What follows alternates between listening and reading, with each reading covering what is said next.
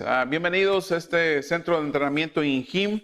Es un placer poder compartir con ustedes este entrenamiento. Todos los que nos ven en línea son bienvenidos. Gracias por estar conectados con nosotros a través de nuestra website ingim.tv. Y vamos a empezar una serie nueva que se llama Persistencia. Persiste. Eso es lo que nosotros vamos a enfocarnos en estas próximas 6 semanas y esperamos que pues, sea de bendición en sus vidas. Nuestro tema que vamos a desarrollar ahora, cuando tu vida se derrumba, ¿verdad? Cuando tu vida se colapsa, cuando tu vida se acabó. Entonces, acuérdense que estamos en la semana número 39, es la semana número 39 en esta semana, pues el año tiene 52 semanas y acuérdense, pueden imprimir su folleto a través de nuestra website ingim.tv y este es el número de semana que vamos, 39. Cuando tu vida se derrumba. Y es muy importante, ¿verdad? Esta parte de la vida de nosotros. Muchos eventos ocurren en la vida y que no puedes sacarle la vuelta. Hay cosas que no te puedes ir por abajo, ni por encima, ni por arriba. Hay cosas que tienes que confrontarlas. Y muchas veces no nos gustan, pero así tiene que ser.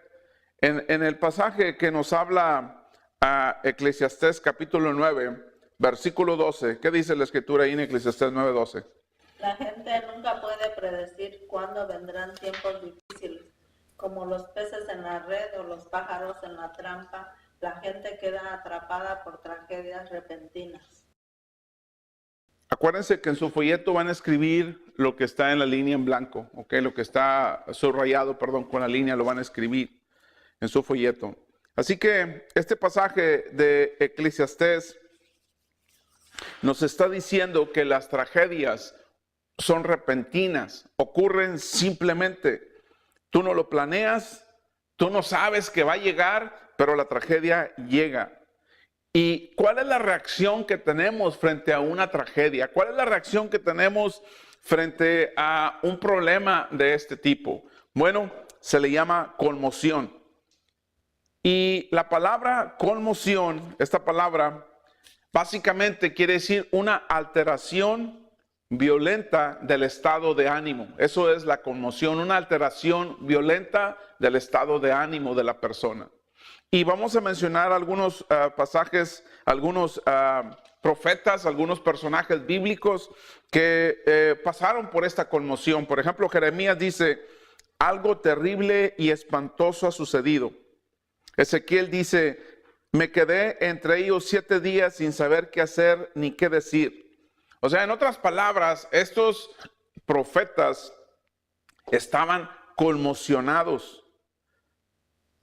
Así que esta parte de nuestra vida es importante. Todos los que nos están escuchando a través de los altares familiares, de los centros de entrenamiento, los que nos miran allá en Geary, Nebraska, en Omaha, Nebraska, en Marshalltown, todos estos centros de entrenamiento, altares familiares que nos están viendo, quiero decirles que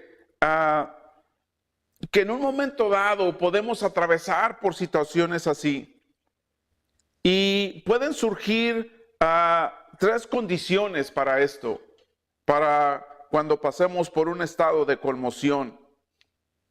Quizás tú conoces a alguien que está en una crisis, o quizás tú estás atravesando ahora mismo por una crisis y a lo mejor no te has dado cuenta, pero vas a atravesar por una conmoción, vas a atravesar por una crisis y esto ocurre todo el tiempo. Fíjense lo que dice la escritura en Gálatas capítulo 6 versículo 2, Gálatas 6:2, ¿qué dice en la escritura? Cuando tengas dificultades, ayúdense unos a otros. Esa es la manera de obedecer la ley de Cristo. La ayuda es muy importante cuando tengamos dificultades. Debemos ayudarnos unos a otros. Así que en su folleto dice cómo ayudar a un amigo en conmoción, cómo ayudar a una persona en una crisis, ¿Cómo ayudar en una persona cuando su vida se ha derrumbado? Cuando tengan dificultades, ayúdense unos a otros, le dice el apóstol Pablo a la iglesia en Galacia. Pero ahora, ¿cómo lo voy a hacer? ¿Cómo voy a ayudar a una amiga, a un amigo en conmoción? Bueno, nosotros vamos a aprender varias cosas aquí que son importantes. La número 1 que nosotros vamos a aprender es: haz acto de presencia. ¿Ok? Haz acto de presencia. En otras palabras, no te quedes al margen. No esperes que te llegue una invitación por correo. Cuando alguien está atravesando por el dolor, que perdió su trabajo, lo corrieron, le habló el doctor y le dijo: tienes cáncer, te quedan 3 meses de vida, murió un ser querido, se divorció, lo abandonó la esposa, el esposo. Simplemente no tienes que decirle nada. Simplemente tienes que ir y quedarte con esa persona. Miren, en la historia de la Biblia hay un hombre que se llama Job, ¿verdad? Y este hombre Job, pues pasó por una situación muy difícil. Él perdió a su familia, perdió todos sus bienes después de haber sido un hombre muy próspero materialmente. Él perdió todo. Y por último, vino una enfermedad muy fuerte sobre él. Así que cuando él estaba en esa situación de conmoción en su vida, en esa crisis en su vida, según la Escritura, Job capítulo 2, versículo del 11 en adelante, ¿qué dice, hermana? Cuando 3 de los amigos de Job se enteraron de la tragedia que había sufrido, viajaron juntos desde sus respectivos hogares para consolarlo y confortarlo. Para consolarlo y confortarlo. Es muy importante, dice que viajaron estos 3 amigos de alguna parte, ¿verdad? Acuérdense que en ese tiempo no había Facebook, no había Twitter, no había teléfonos celulares, no había aviones, no había carros. Posiblemente caminaron, no sé, fueron montados en camellos hasta donde estaba Job para consolar a su amigo Job. Y esto es muy importante. Aquí es donde tú ves a los amigos. Muchas veces tú haces una carne asada y invitas a todos los conocidos que tienes ahí, los tienes, ¿verdad? Pero cuando estás en un hospital, ¿cuántos de esos que fueron a la carne asada van a estar contigo? Entonces es muy importante que nosotros como personas cristianas, si alguien atraviesa por un estado de conmoción, esa es una oportunidad para nosotros llegar y servir y presentar la palabra de Dios. La segunda cosa que nosotros necesitamos aprender qué hacer o cómo puedo ayudar a un amigo en conmoción o a una amiga, comparte su dolor. Y eso fue exactamente lo que hicieron los amigos de Job. Fueron ahí y compartieron el dolor con Job.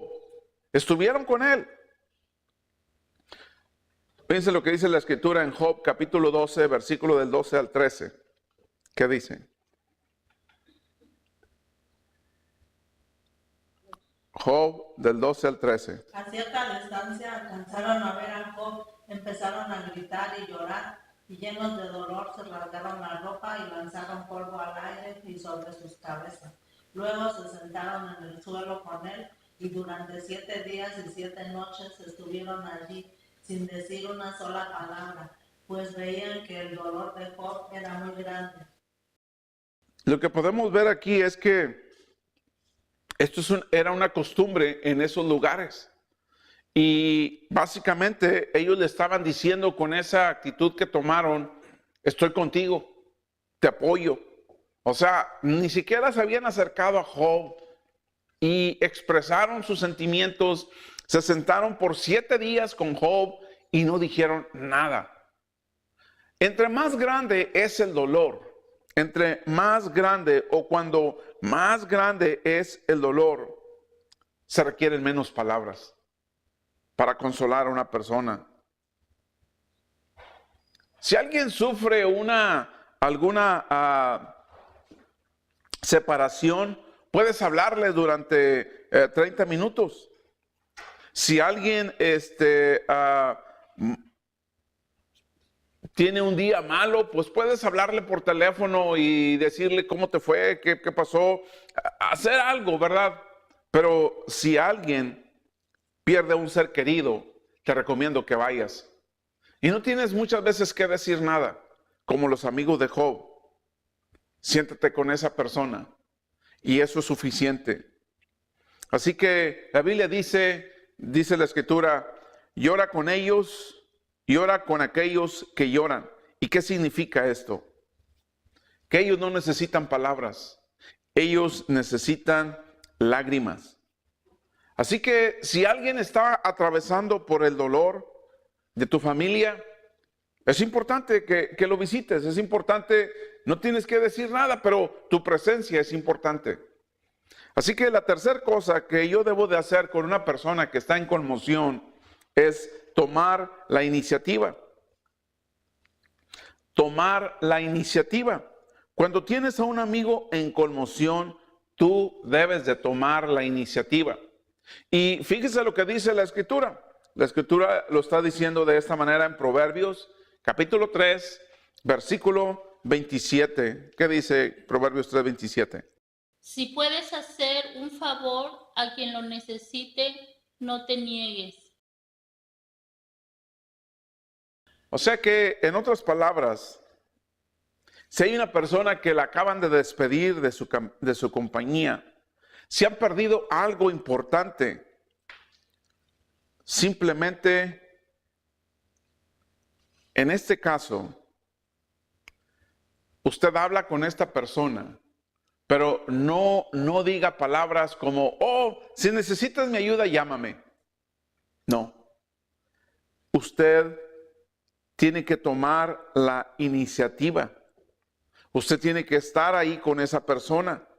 Y esa es una de las cosas muchas veces que perdemos la sensibilidad del dolor con las personas y vivimos en una sociedad así, muy fría.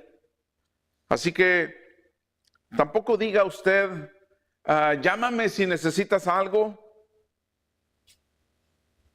Al contrario, si alguien está atravesando por un estado de conmoción, usted tome la iniciativa. Ahora, ¿cómo sobrevivir a una catástrofe? ¿Cómo sobrevivir nosotros a una catástrofe en un estado de conmoción? Acuérdense que ahorita estamos oyendo que hay huracanes, terremotos, ¿verdad? Acaba de pasar esto ayer otra vez en México, recientemente había sucedido en Oaxaca, en Chiapas, y ahora los huracanes en Houston, en Florida, en Puerto Rico, y esta sí la situación. Ahora, ¿cómo voy a sobrevivir a una catástrofe? Déjenme decirles una cosa. Este tipo de destrucción física se puede reparar. Pero lo que yo les estoy hablando es la reconstrucción emocional, la reconstrucción moral de las personas. Muchas personas pueden levantarse otra vez de estos fenómenos naturales que destruyen todo a su paso. Pero ¿qué sucede con las personas que las afectó el divorcio, el abuso? Pasan esos huracanes, estas personas ya estaban destruidas antes de que pasaran todos estos fenómenos.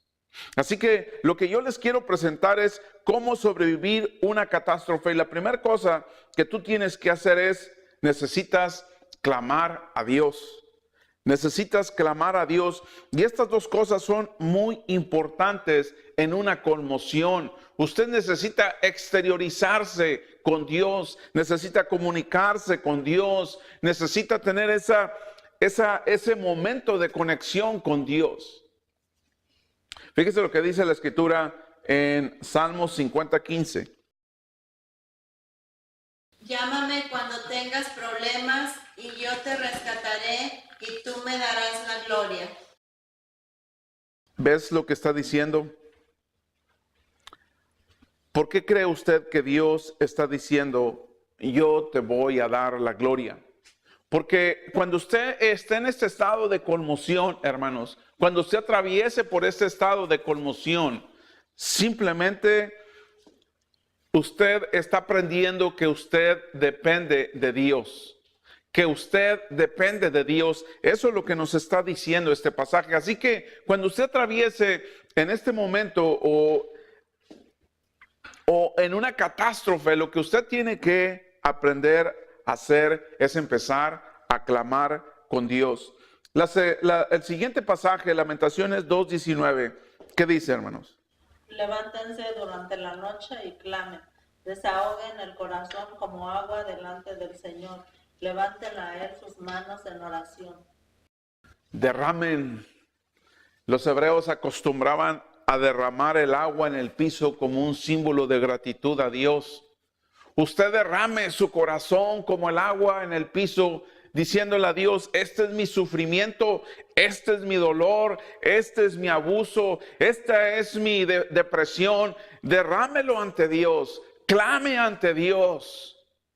Y usted puede ver a una Ana en la Escritura derramando sus lágrimas y su corazón a Dios, porque era una mujer estéril y Dios le dio la familia a Ana. Entonces, eso es importante. ¿Qué voy a hacer en una catástrofe? Necesita clamar a Dios. La segunda cosa que yo necesito aprender en una catástrofe, necesita dejar que otros te ayuden. Dejar que otros te ayuden. Cuando estás en un estado de conmoción, necesitas ser suave contigo mismo. No áspera ni áspero. No tienes que ser rudo. Déjame decirle un consejo. Nunca tomes decisiones cuando estás en un estado de conmoción. Nunca lo hagas porque las vas a tomar equivocadas.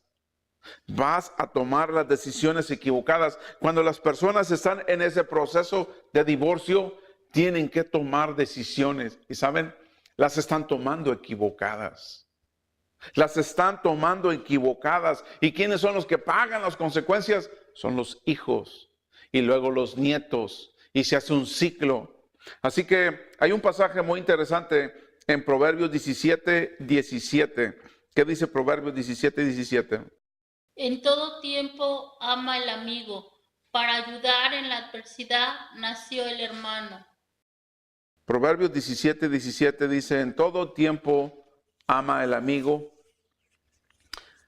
Lo que estamos viendo en este pasaje de Proverbios 17:17 es que necesitamos nosotros mostrar y proveer esa ayuda cuando las personas están en estado de conmoción.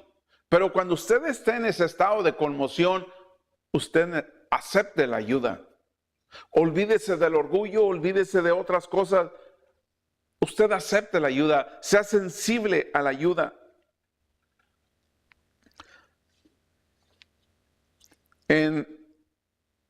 Más adelante tenemos una pregunta en sus folletos.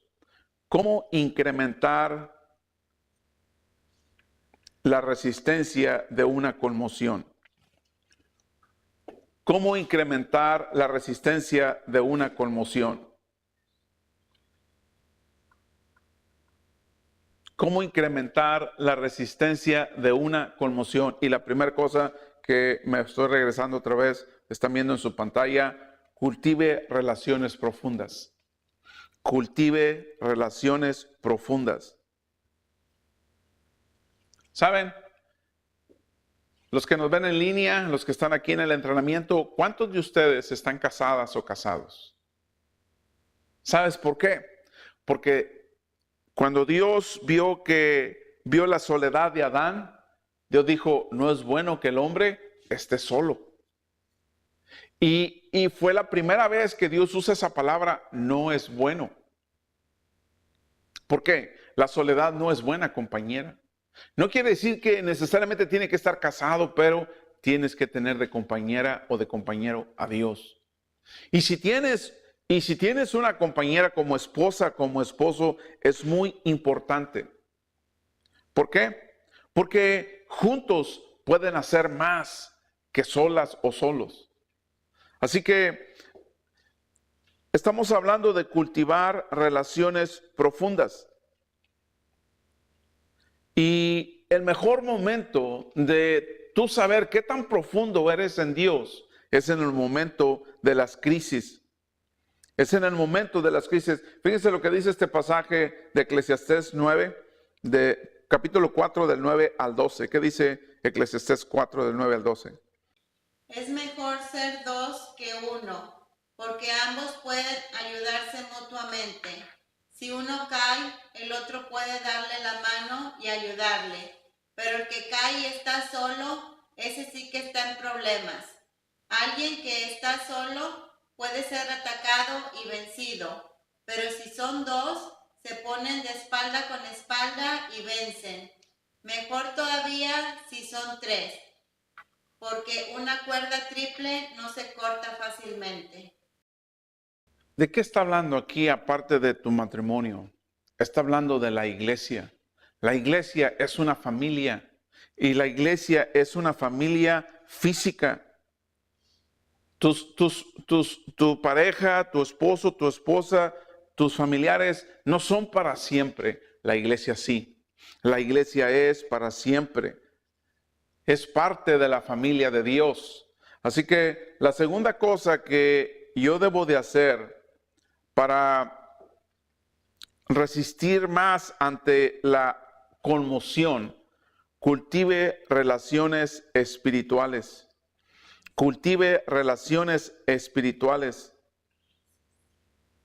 Así que las hojas secas se caen porque ya no hay la irrigación hacia la hoja y se caen. Entonces, ¿cómo yo puedo seguir manteniéndome de pie? ¿Cómo yo puedo mantenerme de pie, por ejemplo, como un árbol? Vamos a leer este pasaje de la Escritura y después voy a hacer una ilustración con esto. Jeremías 17, del 7 al 8. Benditos son los que confían en el Señor y han hecho que el Señor sea su esperanza y confianza. Son como árboles plantados junto a la ribera de un río con raíces que se hunden en las aguas. A esos árboles no les afecta el calor ni temen los largos meses de sequía. Sus hojas están siempre verdes y nunca dejan de producir fruto. ¿Qué es lo que nos está diciendo este pasaje aquí? Algo muy importante y lo voy a ilustrar con esta parte. De los que estamos aquí y de los que nos ven en línea, que nos estén viendo allá por Clovis, California, donde está el Parque Nacional Sequoia, Sequoia National Park. Recuerdo que la Iglesia de Cristo Puente de Vida aquí en Des Moines, fuimos a California y fuimos a este parque, fuimos como 53 personas. Y recuerdo que fuimos a este parque donde son el organismo más vivo en la tierra que existe específicamente en esta parte del mundo, son los árboles sequoia. Estos árboles sequoia son inmensos, son árboles muy grandes. Estos sequoias son tan inmensos que sus raíces no son tan profundas. Y hay algo que sucede aquí con estos árboles sequoia y estuvimos ahí, pasamos por abajo de ellos, anduvimos caminando por dentro de estos árboles, los que estaban huecos. Pudimos ver algo muy importante, que aunque no tienen sus raíces profundas, pero son enormes estos árboles. Bueno, una de las cosas que los mantiene de pie a estos árboles es sus raíces. Están unidas unas con las otras. El árbol que tú podías ver separado de este grupo de árboles sequoia se caía, estaba en el piso. ¿Por qué? Porque no podía mantenerse de pie. Para mantenerse de pie estos árboles tienen que estar en grupo. Y los que no crecían en grupo, llegaba un momento en que no podían sostenerse de pie y se caían. A eso es lo que se refiere cuando estamos hablando cultivar raíces espirituales. Hay un pasaje más en la Escritura es en Colosenses capítulo 2, del 6 al 7. Por eso, habiendo recibido a Jesucristo como su Señor, deben comportarse como quienes pertenecen a Cristo, con profundas raíces en Él, firmemente basados en Él por la fe, como se les enseñó. En otras palabras, tienes que formar parte de una arboleda. Tienes que formar parte de una iglesia donde se puedan sostener los unos con los otros. No necesitas ser un superhéroe. No necesitas ser un super cristiano espiritual. No tienes que ser solo un espectador en la iglesia. Necesitas ser un miembro que haga la diferencia en su iglesia. Así que lo que nosotros acabamos de ver este día es cuando tu vida se derrumba, cuando tu vida entra en conmoción. ¿Qué es lo que tú tienes que hacer en una vida conmocionada? Cuando básicamente la alteración violenta de tu estado de ánimo, eso es la conmoción. ¿Qué es lo que yo tengo que hacer? Así que este entrenamiento pueden volverlo a ver, pueden volverlo a repetir las veces que ustedes quieren. Pueden ir a nuestra website injim.tv, compártanla con los demás. Usted puede imprimir estos folletos, puede compartirlo con las demás personas. Así que fue un placer haber estado con ustedes. Esperamos verlo la próxima semana y que el Señor les bendiga.